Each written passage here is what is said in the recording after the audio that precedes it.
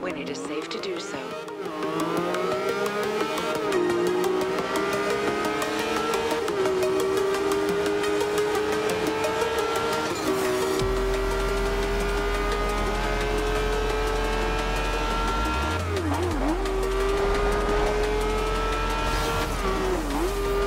At the roundabout, take the second exit. Prior to 2012, our then all-time favorite open-world racing game was Need for Speed Underground 2. That gem of 2004 had pretty much everything we ever wanted in an open-world racing game. An interesting location, lots of cars, and tons of upgrade options.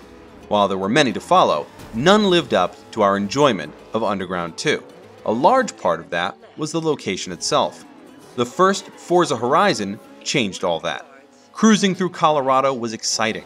There were always a ton of things to do and plenty of cars to collect, customize, and tune. Forza Horizon 2 managed to surpass our expectations and expanded upon a winning formula to make it even more beautiful, open, and inviting. Shifting from the mountainous regions of Colorado to the European coast of Tuscany, you'll be driving through the city streets of Nice one minute and then dodging opponents through a vineyard the next. Forza Horizon 2 expands upon the driving formula by incorporating a ton of off-road racing, expanding the raceable area exponentially. Horizon 2 runs with this, as a lot of the races now focus on taking you off the road to drive through saffron fields, weaving through trees and executing jumps off rolling hills. We'd say these races tend to be far more exciting than the ones that stick to the streets, but the game does a great job at balancing these events, to make sure you're never stuck doing the same similar events over and over.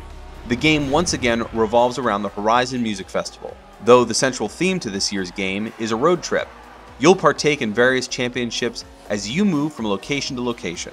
Once you're finished with a championship in one area, you and your opponents take part in an impromptu race to the next location, where position is irrelevant, and instead it's all about the rush of weaving through traffic and taking in the gorgeous sights. Events is something that Horizon 2 has no shortage of.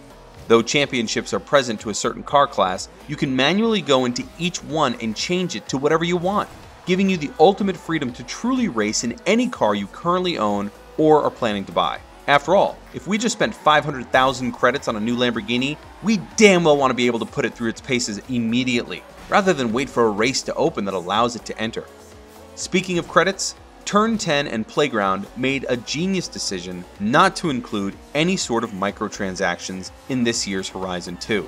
Despite loving the original Horizon, seeing that you could use real currency not only to buy cars but to unlock the ability to see every smashable sign on the map was pretty ridiculous. None of that is found in Horizon 2, and the game is all the better for it. Horizon had the popularity meter, which would rise as you completed various driving feats and accrue a ton of points. None of it really mattered in the end, especially since we found an exploit in an area that let us max our popularity within an hour.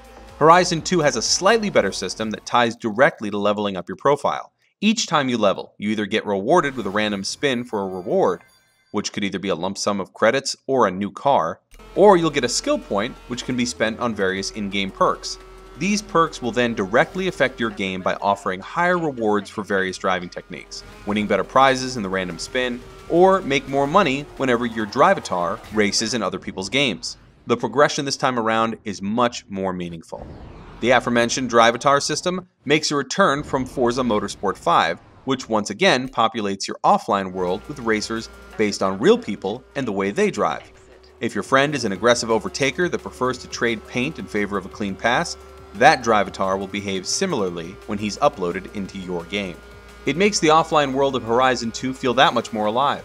The bucket list challenges are easily one of the best new additions to Forza Horizon 2.